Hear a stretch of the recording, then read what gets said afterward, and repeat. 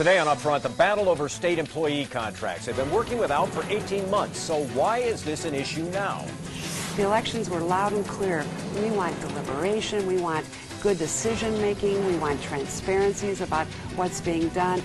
I can't figure out why Governor-elect Walker wants these not to be approved now, other than possibly wanting to raid the compensation reserve. It's all this week on Upfront. Honest, candid, insightful. This is Upfront with Mike Gousha. Hello again, everyone, and welcome to Upfront. It's quickly emerged as the new battleground in the weeks since the election. State employee contracts. State has been negotiating with its unions for months now, and state employees have worked without a contract since 2009. But Republican Governor-elect Scott Walker has asked the Democratic legislative leaders not approve the recently negotiated contracts in a lame duck session later this month. We're just saying don't pass this until we get a better handle on where the current fiscal year's at and how that's going to be made up. Though they haven't been officially released, the contracts reportedly include no pay raises, 16 furlough days, and increased employee contributions to their pensions and health care. Democratic Governor Jim Doyle says the contracts are part of the current budget and expire in June. Now that unions have tentative deals, he says the state can't pull them off the table. It's illegal for a state to say we're simply not going to cut off negotiations with you. There's a legal requirement that you involve in good faith bargaining. We're looking at both sides of the issue today and why it's suddenly taken on so much importance. In a few minutes, we'll be talking to a leading Republican state lawmaker, but first, the leader of a state employees union that represents 17,000 state workers. Brian Kennedy, president of the American Federation of Teachers, Wisconsin. Thanks very much for being with us today. Well, thanks for having me, Mike. Given the events of the last few weeks, do you and your members feel like you have a target on your back? Yeah, we certainly do, and it's really hard to figure out why, because people go into public service not to make money, because we could all of us could make more in the private sector. We go into public service because we want to make a difference. We want to do something good for the people of Wisconsin. What's morale like in the union right now?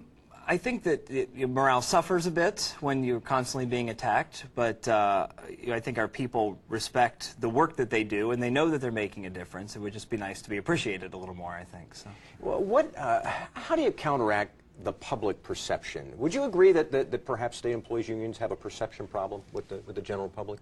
Well, I think that there's been talking points used by those who don't like government to continually bash us and make us look as if, we're the haves, and we're really not. If you look across the board, we're averaging about 8% less than if we all worked in the private sector. Some of our people make half or a third as much as they could make if they worked in the private sector. We go into public service because we want to serve the people of the state. Let's get down to the issue that is at hand, and that is the fact that you have a number of contracts that have been negotiated. And now the governor-elect is saying, let's not have a vote on these before I take office. I need to have the flexibility because of our current budget situation. You've gone 18 months without a contract. Why now? Why do these have to be done now, in your opinion? It was this governor and this legislature that authorized the Office of State Employment Relations to negotiate contracts with us. And we're now wrapping up our negotiations, and so it should be this legislature and this governor that puts these contracts to bed. They're very austere contracts. There are no pay increases. They are 0%. We are paying more for health insurance. We're paying more toward our, contributing more toward our retirement. And we have 16 furlough days. So these are not contracts that are going to increase in any way the state budget. I can't figure out why Governor-elect Walker wants these not to be approved now, other than possibly wanting to raid the compensation reserve. He ran on a platform, though, of not raiding the segregated funds. So if that's what he's looking to do, then he's basically looking to rob Peter to pay Walmart, because he wants to give tax breaks to the wealthy. He might argue that we could ask for greater concessions, we being the state could ask for greater concessions on issues like pensions, contributions to pensions, or contributions to health care. He would probably argue that while your pay may not be greater than that in the private sector, those benefits certainly are superior to what's offered in the private sector. Yeah, but when you look at the total package, we still come in less than the private sector. I mean, yes, there's a trade-off. The salary is significantly less, but the benefits are maybe a little bit better. but in the end, the total compensation packages are still less than the private sector. And once you reach a tentative agreement, obviously I think there's a misunderstanding among some that they don't understand the labor process. When you have a tentative agreement with public sector workers, when it goes to the legislature, it can be voted up or voted down. They can't reopen negotiations. They can't say, they don't have a line item veto to strike provisions from the contracts.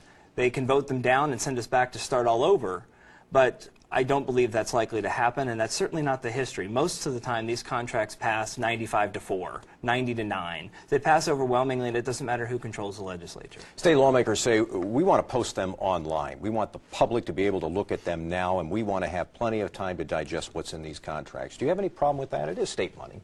Well, the thing is, first of all, the union has a responsibility to have a ratification vote first, and the previous contracts are almost identical to these.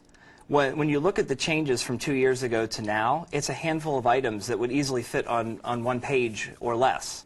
So if they want to look at the contracts that are already posted online from 2 years ago, they can look at those, and when they get the summary of changes, it'll take them a couple of minutes to say, oh, these handful of items are the only thing that are different. So it's not as if anything is being hidden from them. It's political theater at its worst. Would posting them in their entirety right now help remove some of those doubts or those misperceptions that exist out there? It would go against the process of good faith bargaining and how the bargaining is done. It's never been done like that in the past. That's not how this is meant to work.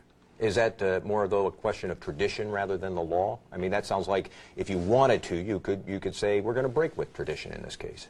Well, there is a process of the integrity of the contract negotiations are such that both sides meet, and they don't meet publicly. They meet and they hammer out a deal, and then the union takes it back to its people for ratification, and then the state takes it to the legislature. That's just how this works, and we don't get other people involved in the process. I want to go back to what you can expect from the new relationship with the governor-elect and with the new Republican-controlled legislature. Marty Beal, who runs the Wisconsin State Employees Union, used some pretty blunt language last week when he was asked about the new relationship. He said that the governor-elect's request to not have these contracts considered was just the latest, and I want to quote him accurately, the latest in a reign of threat and intimidation. Do your members feel like they're being threatened or intimidated by the governor-elect or the new Republican-controlled legislature? To some degree, yes, but we also hold out the hope that we can work with Governor-elect Walker. There are a number of things that he ran on that we support. One of them is transparency in contracting. Yeah, and describe for us what you mean by that when you say transparency. We're talking about a different transparency than our earlier conversation. Right. There are thousands of vacant positions in state government, but those positions aren't really unfilled. There's a shadow government. There's private contractors basically doing that work, and they're not held to the same standards. They're not as accountable as the public sector workers, and they're more expensive. We'd like to work with Governor Walker to make sure that all of those positions are public, that they're transparent, that there is not there doesn't continue to be this shadow government. So you're hoping for the best in the new relationship. Absolutely. It's underway, despite what's happened in the last few weeks. Right. Despite what's happened, I believe that there are areas we can work with Governor-elect Walker. Brian Kennedy from the American Federation of Teachers, Wisconsin, thanks very much for being with us today. Thanks for having me, Mike.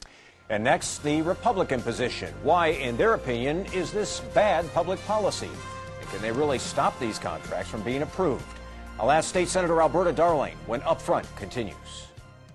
Up Front with Mike Gousha, brought to you by American Transmission Company and the Wisconsin Corn Growers Association.